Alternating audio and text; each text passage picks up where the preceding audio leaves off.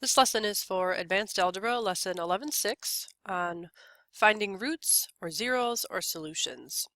The fundamental theorem of algebra is going to be our main topic for the day, even though we're not going to use it directly, we're going to use it indirectly. The fundamental theorem basically says the degree tells you how many zeros you can expect. Now it does talk about complex zeros or imaginary zeros. If there is a complex number coefficient in your polynomial, you can expect that at least one of your solutions or zeros or roots will also be complex. But the way that we typically use it is to say that the degree then is going to match the number of solutions you should expect. So when you're looking for roots or zeros, look at the degree to tell you how many of those exist. Keep in mind that from there, they're either going to be classified as real or non-real. And when we say non-real, we're talking about the imaginary or the complex ones that are mentioned here in the fundamental theorem. Remember that the real ones are the ones that you can see on a graph. Once you can see those on a graph, usually those will be in the form of an x-intercept. Then you can classify them further as being either rational or irrational. The rational ones come from that list that we made in Lesson 11.5. We'll review making that list again today in this particular video. If it's irrational, then it doesn't come from the list and you'll just say how many of those there are.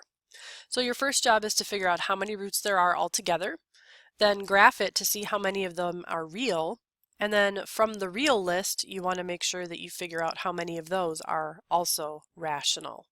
So that's kind of the format that you're going to go in, is from how many to how many real to how many rational. The other topic for this lesson is about multiplicity.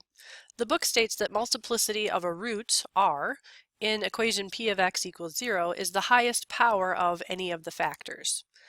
I think it's easier to explain it based on an example. First of all, how many roots does this particular polynomial have altogether?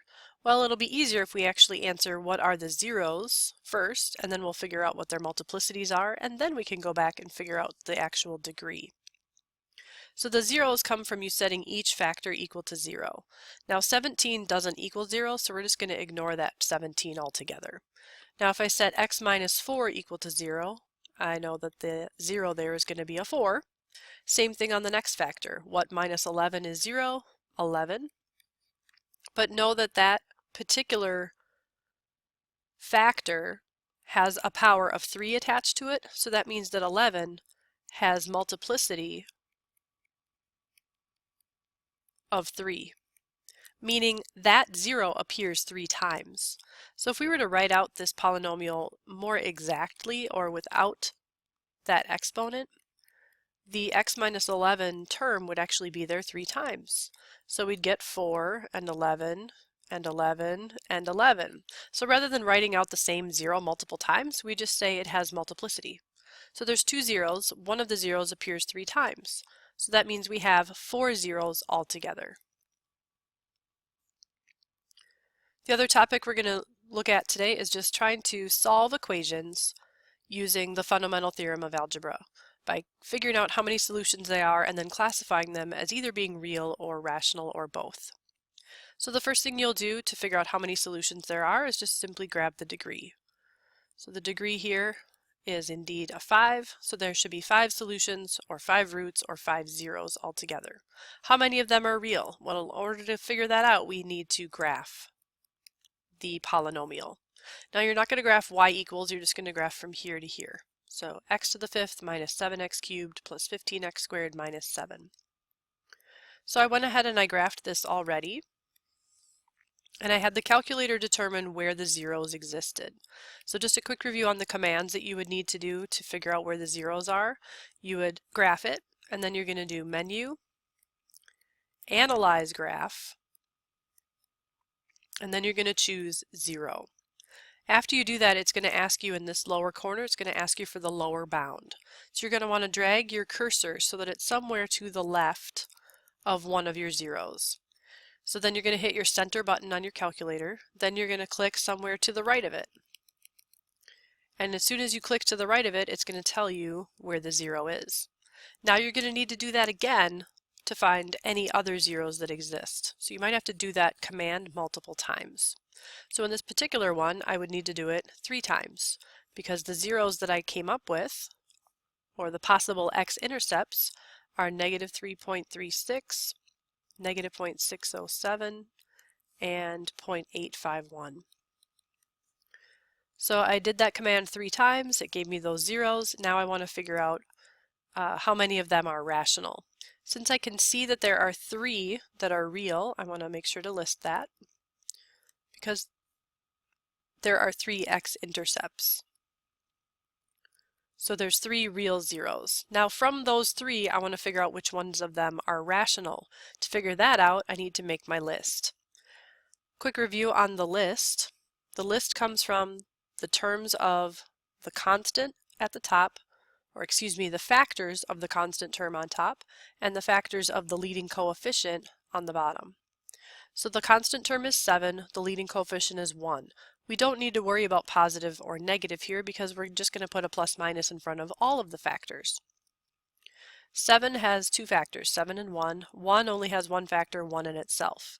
So all I need to do to make my list of possible rationals is to say positive and negative 7 over 1, positive and negative 1 over 1. So there's only 4 possibilities, positive or negative 7, positive or negative 1. Do any of those numbers match with any of the zeros that I got, or any of the x-intercepts? No, they don't. Not even close. None of them are close to 7 or negative 7 or 1 or negative 1. So are any of them rational? No. So we're going to say 0. 0 of them are rational, because none of these numbers appear in the rational list. I want students to try this again on their own, same type of process. So I want you to try this question. Before you start it on your own, I want to point out one thing. This question is not equal to 0, and once in a while they will do that to you in the book. So I want you to be aware of the fact that you do need to get it equal to 0 before you begin. So in this instance, to get it equal to 0, we would need to add a negative 1 to both sides. So then this is the polynomial that you're actually going to type in when you get to the real part where you have to graph it. So figure out how many zeros there are, how many of them are real by graphing, and then make your list to figure out how many are also rational. Give that a try, pause the video, and the answer will be revealed. When I graphed it the first time, I found that 2 of the zeros were really close together, so I decided to zoom in a little bit, do Menu, Window, and then zoom in, and then hit Enter, and it should rezoom or zoom in for you to get these values spread out a little bit. Then I had to find where the zeros were, so I did Menu, Analyze Graph, 0, and I did that 3 times, and I got these values of negative 1.25, negative 0.568, and 1.39. So those are my zeros. So now let's go ahead and answer the questions. How many zeros are there altogether? Well, the degree is 5, so there's going to be 5 zeros. How many of those are real? The real ones are the ones I can see on the graph. There's 1, 2, 3 that I can see on the graph, so there's 3 that are real. Of those 3, how many of them are rational? Well, I need to make the rational list, and I haven't done that yet, so let me show you how I created the list. Remember, the polynomial had been modified so that it was equal to 0. And so the constant term is 1, the leading coefficient is 2. The constant term goes on top, the leading coefficient goes on the bottom. The factors of 1 are just 1. The factors of 2 are 2 and 1. I put 1 with 2 and 1 with 1 to get my list. So positive and negative 1, positive and negative 1/2, those are the possibilities for the rational number of zeros. So do any of those numbers that I got on the graph match with either 1, negative 1, positive half, or negative half? Well, maybe this one's equal to negative half.